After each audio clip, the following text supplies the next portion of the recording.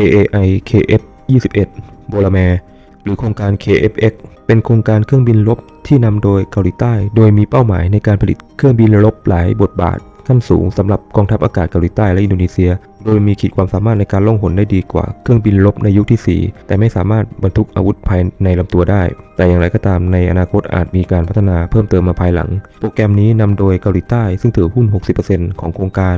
และอินโดนีเซีย 20% และอีก 20% เป็นของหุ้นส่วนเอกชนรวมถึงผู้ผลิตอย่าง KAI หรือ Korean Aerospace Industry โครงการ KFX เป็นการพัฒนาเครื่องบินรบขับไล่ภายในประเทศต่อจากเครื่องบิน FA-50 ในเดือนเมษายนปี 2021 เครื่องต้นแบบลำแรกเสร็จสมบูรณ์และเปิดตัวที่สำนักงานใหญ่ของ KAI ณ สนามบินซาชอนโดยได้รับการตั้งชื่ออย่างเป็นทางการว่าโบลาแมร์ซึ่งในภาษาเกาหลีแปลว่าเหยี่ยวหนุ่มหรือเหยี่ยวสู้การบินทดสอบครั้งแรกในเดือนกรกฎาคม 2022 โดยมีกำหนดการผลิตที่จะเริ่มในปี 2026 และการวางแผนการส่งมอบเครื่องบินอย่างน้อย 40 ลำภายในปี 2028 โดยเกาหลีใต้คาดว่าจะใช้เครื่องบินทั้งหมดจำนวน 120 ลำภายในปี 2032 และจะมีการส่งออกไปยังประเทศอื่นที่สนใจอีกด้วยในอินโดนีเซียโครงการ KFXเรียกว่า IFX โดยเป้าหมายเริ่มแรกของโครงการคือการพัฒนาเครื่องบินรบหลากหลายบทบาท2เครื่องยนต์ที่นั่งเดี่ยวที่มีขีดความสามารถในการล่องหนได้เหนือกว่าดัสโซลาฟานและยูโรไฟเตอร์ไทพูนแต่น้อยกว่าล็อกฮีดมาร์ติน F-35 Lightning II ศูนย์วิจัยการพัฒนาแนวคิดระบบอาวุธและการประยุกต์ใช้ของมหาวิทยาลัยคอนคุกแนะนำว่า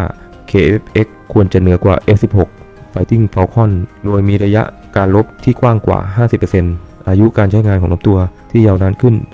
34% ระบบการบินที่ดีกว่าระบบอิเล็กทรอนิกส์เรดาร์อาร์เรย์สแกน AESA สงครามอิเล็กทรอนิกส์ที่มีประสิทธิภาพมากขึ้นและความสามารถในการเชื่อมโยงข้อมูลจากการที่มี2เครื่องยนต์ความสามารถในการสกัดกั้นด้วยความเร็วเหนือเสียงและความสามารถในการรบได้หลายบทบาทแต่อย่างไรก็ตามข้อกำหนดถูกลดลงในเวลาต่อมาโดยกองทัพอากาศเกาหลีใต้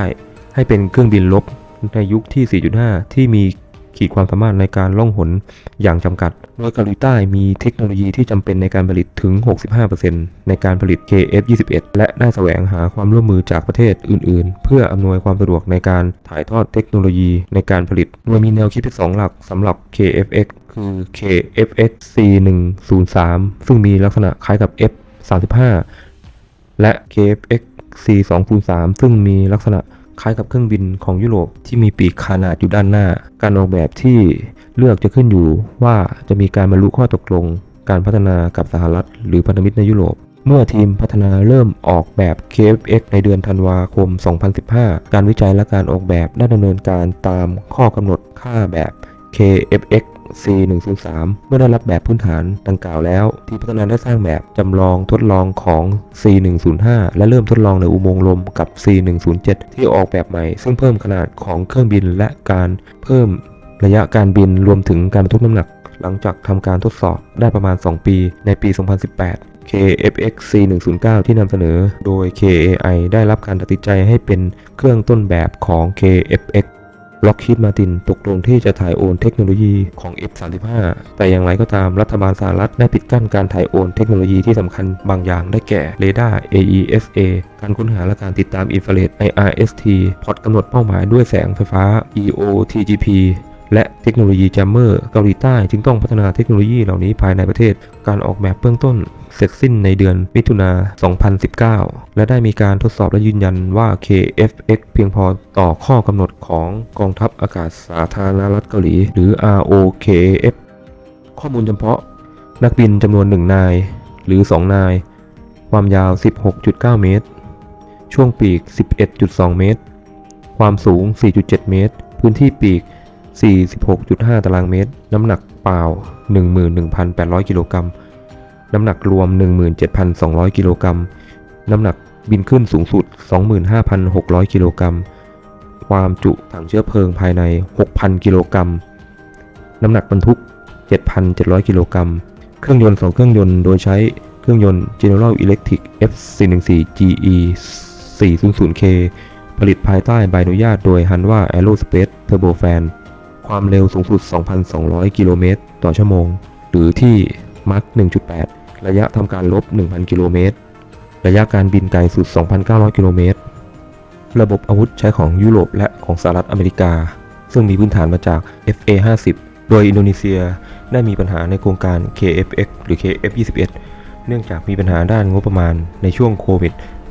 รวมถึงปัญหาด้านการต่อรองซึ่งพยายามที่จะขอการมีส่วนร่วมในโครงการนี้โดยที่เพื่อจะผลิตยุทโธปกรณ์ส่วนหนึ่งที่ผลิตในอินโดนีเซียและทำให้โครงการของอินโดนีเซียได้หยุดชะงักไปช่วงหนึ่งต่อมาเมื่อ 29 เมษายน 2021 สำนักข่าวเจนรายงานว่าวิศวกรการบินและอวกาศของอินโดนีเซียเตรียมกลับไปร่วมดำเนินการโครงการพัฒนาเครื่องบินขับไล่ KFX-21 ที่เกาหลีใต้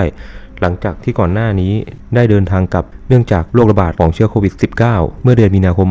2020 โดยอินโดนีเซียขอยืนยันว่ามีความมุ่งมั่นในการดำเนินการโครงการดังกล่าวต่อไปแต่ยังติดปัญหาเรื่องเงินทุนและจะขอ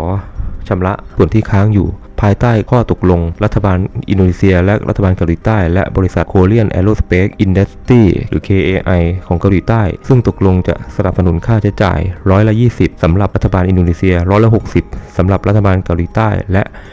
20%สำหรับ KAI จากมูลค่าโครงการดังกล่าวทั้งหมด $8,000 ล้านโดยเมื่อต้นเดือนพฤศจิกายน 2023 มีรายงานว่ากองทัพอากาศได้ตั้งคณะพิจารณาเครื่องบินรบแบบใหม่ที่มีความเหมาะสมกับสภาพภัยคุกคามที่จะมาทดแทนเครื่องบินรบแบบ F-16 ที่ทยอยปลดประจำการ